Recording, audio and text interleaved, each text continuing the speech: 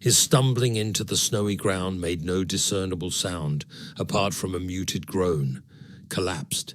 His form lay sprawled, prone, breath hissing into the packed, white ice, moistening lips as night approached, whispering the word rest over and over to strange, unguessed effect.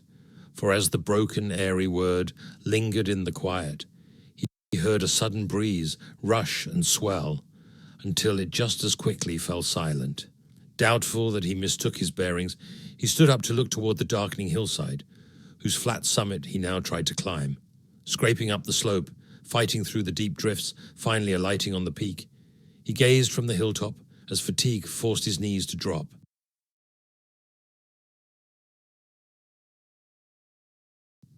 Down the darkening valley, through the shade of hills upon the shallow glade, stood a tall grey stone keep, watching over the deep forest, ancient, towering high above with once overpowering strength, now lost to all memory, for nowhere had the castle's history ever before been written down, nor that of the age when the town was once a Roman capital, lighting the skies with a citadel of 100 fires.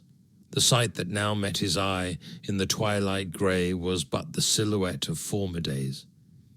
And candlelight in open bays, each taper's pale flame burning like a star's weak, faraway flickering.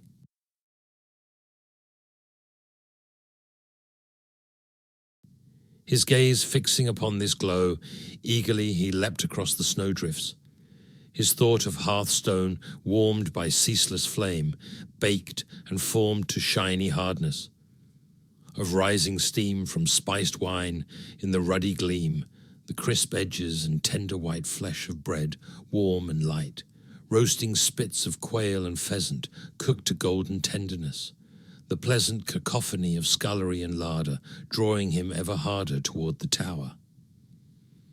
Under the strain of plate twisted and rusting, the pain of slipped greaves awry, misplaced over knees, his weak steps traced jagged outlines down the gentle slope.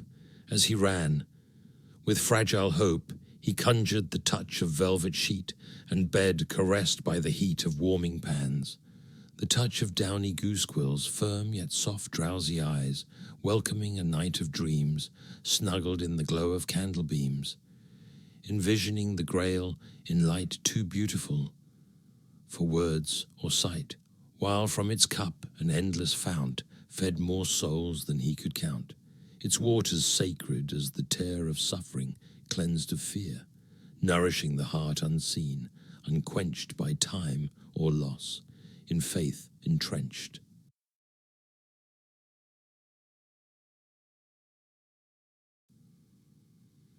As he labored to the base of the tower, his pace weakening, he found its doors wide open, but with no sign of life inside, just still in the cold, black air, breath clouding his frozen stare, cobbles clattering beneath his feet, without answering voice or eyes to greet him. Lights swaying gently in the winter frost burned throughout, with discarded arms tossed everywhere, plumed lances of varied hue, in red and gold diamonds, swirling white and blue lines, some white, dotted in red shapes of the beast that languished dead before the pious Angle's sire, who felled its wrath and quenched its fire, others decked in pale fleur-de-lis upon azured fields, each trophy honoring accomplishment and quest, love requited, or the blessed promise of a sacred light with beams to pierce the weakest sight. Other items, too, lay scattered about, some untouched, others battered from long use, curved axes bright and fierce, spiked maces of might impressive, carved daggers old and rare, each a treasure manyfold.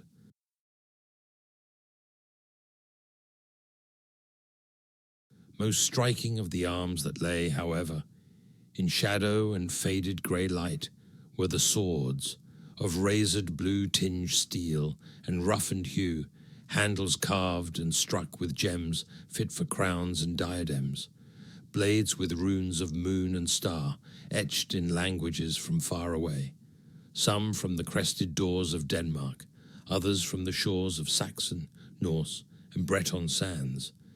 Accomplished work from many lands, even swords tempered in the hot forges of Logre and Camelot lay about the snowy ground, a once rich, now barren plain, crowned with the pride of an age, like stones without a grave for fallen souls he could not save. Piles of abandoned armor, too, lay scattered without sign or clue, sturdy plate and fine linked chain, untarnished still by time or rain, each like the empty husk of a night of failed trial or inglorious flight.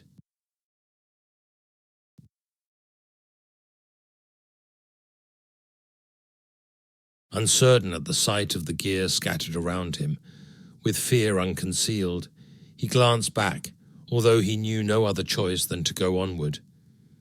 Walking through the tower gate, he sensed soon an increased weight in his own arms, perceiving why the plate and weapons were piled so high.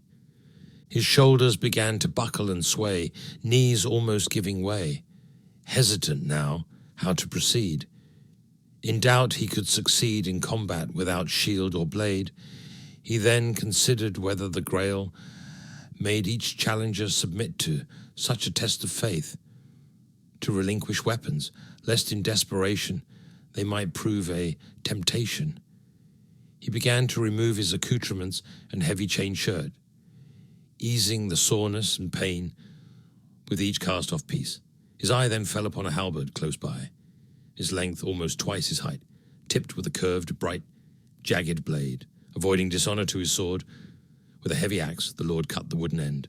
The severed oaken handle, still strong, however broken from its tip, rested easily in his arms, weightless against the castle's charms.